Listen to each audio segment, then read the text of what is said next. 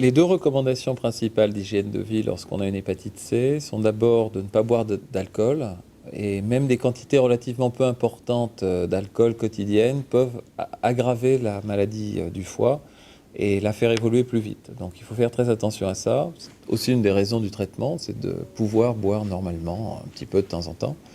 La deuxième chose qui est importante, c'est d'éviter le surpoids. Le surpoids est également un facteur d'aggravation de la maladie. Tout ce qui est lié au surpoids, le diabète, l'insulinorésistance et tous les problèmes de perturbations métaboliques peuvent également aggraver plus rapidement la maladie hépatique. En général, les conseils qu'on donne aux malades qui ont une hépatite C, c'est pas de boissons alcoolisées, une hygiène de vie alimentaire qui permet d'éviter le surpoids, et puis bien sûr, un traitement si c'est possible, parce qu'une fois qu'on est débarrassé de l'hépatite C, ça ne veut pas dire qu'il faut boire et qu'il faut manger beaucoup, mais enfin, on a moins de problèmes à ce niveau-là. Avoir une hépatite C, ça veut dire qu'il ne faut pas boire d'alcool. Alors, le pas boire d'alcool, qu'est-ce que ça veut vraiment dire? Est-ce qu'on peut autoriser une fois par semaine? En pratique, on autorise une fois par semaine, le week-end, de boire un petit peu d'alcool pour la socialisation. On évite en revanche de boire de l'alcool tous les jours. Et quand on est guéri, eh bien évidemment, on peut boire tout ce qu'on veut, mais avec modération.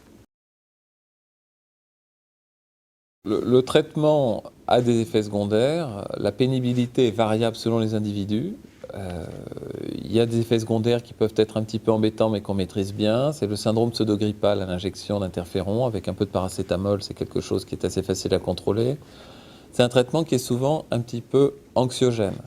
C'est-à-dire que les gens dorment pas très bien, sont un petit peu anxieux, peuvent être agités. C'est parfois interprété comme un type de dépression. C'est souvent lié au manque de sommeil. Ça peut avoir des répercussions, là encore, sur la vie sociale, sur la vie familiale, sur la vie professionnelle. Mais la très grande majorité de nos malades tolèrent bien et ont une vie professionnelle tout à fait normale. C'est assez rare que les malades soient obligés de se mettre en arrêt de travail pour la durée du traitement. Il y a deux façons de s'informer sur l'hépatite C. La première, c'est de parler à son médecin traitant. Les médecins traitants étaient bien informés sur l'hépatite C. Le ministère a fait pas mal de campagnes et donc l'hépatite C est bien connue en médecine générale. La deuxième sont les associations de malades. SOS Hépatite en est une importante, il y en a probablement d'autres. Et il y a des associations qui sont présentes localement et vous pouvez très facilement appeler les gens de cette association qui vous donneront toutes les informations sur la maladie, la prise en charge, le vécu, et vous feront éventuellement rencontrer d'autres personnes qui sont également malades.